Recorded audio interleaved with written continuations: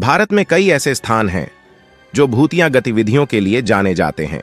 उनमें से एक है करजात की हवेली, जो अपने डरावने किस्सों के लिए प्रसिद्ध है। यह कहानी उस हवेली की है जहां कई लोग रात बिताने की हिम्मत नहीं कर पाते। करजात महाराष्ट्र के ठाणे जिले में स्थित है। यह जगह हरी भरी पहाड़ियों और ठंडी हवाओं से घिरी हुई है, लेकिन इसके बीच में एक पुरानी हवेली है जो वर्षों से वीरान है। स्थानीय लोगों के अनुसार इस हवेली में एक भूत रहता है जो रात के समय वहां से गुजरने वालों को परेशान करता है। हवेली का इतिहास। यह हवेली एक अमीर व्यापारी की थी जिसने अपनी पत्नी और बच्चों के साथ यहां निवास किया। कुछ सालों बाद व्यापारी की पत्नी की रहस्यमय तरीके से मृत्यु हो गई।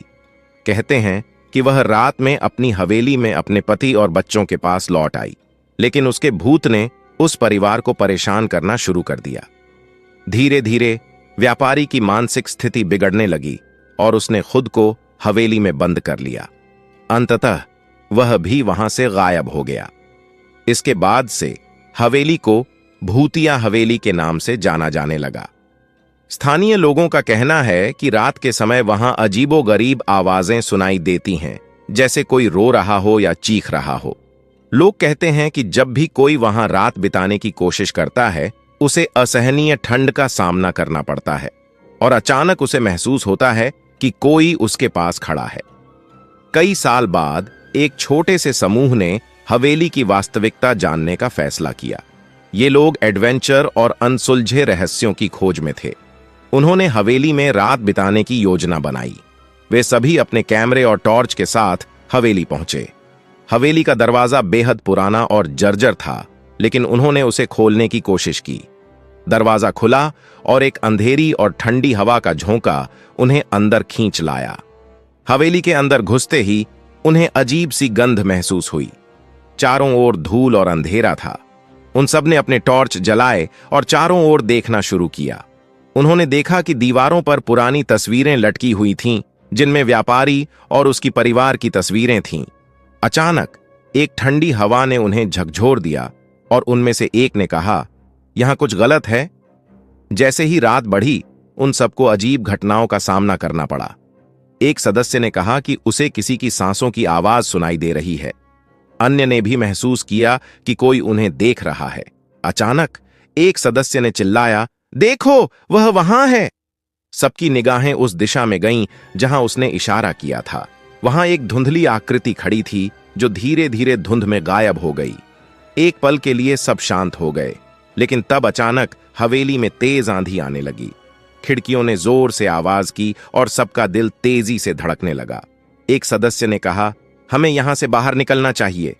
लेकिन एक और सदस्य, जो इस सब में और भी दिलचस्पी रखता था, बोला, नहीं, हमें और भी गहराई में जाना चाहिए।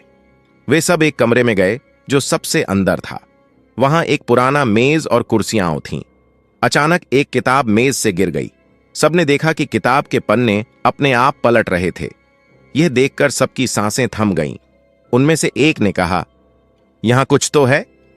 तभी एक और सदस्य ने जोर से चिल्लाया, वह देखो, वह आ रहा है। सभी ने देखा कि वही धुंधली आकृति फिर से प्रकट हुई, लेकिन इस बार वह और भी स्पष्ट थी। सबने डर के मारे आंखें बंद कर लीं। एक पल के लिए सब कुछ शांत हो गया। फिर अचानक एक तेज आवाज आई, यहां से चले जाओ। सबने भागने का फैसला किया और जैसे ही वे दरवाजे की ओर बढ़े, वह आकृति उनके सामने आ गई। डर से कांपते हुए सबने दरवाजे की ओर दौड़ लगाई। जैसे ही उन्होंने दरवाजा खोला, बाहर ठंडी हवा का झोंका उन्हें मिला। लेकिन जैसे ही वे बाहर निकले, एक आवाज फिर से गूंजी, कहां जा रहे हो? उनकी पीठ पर ठंडक दौड़ गई।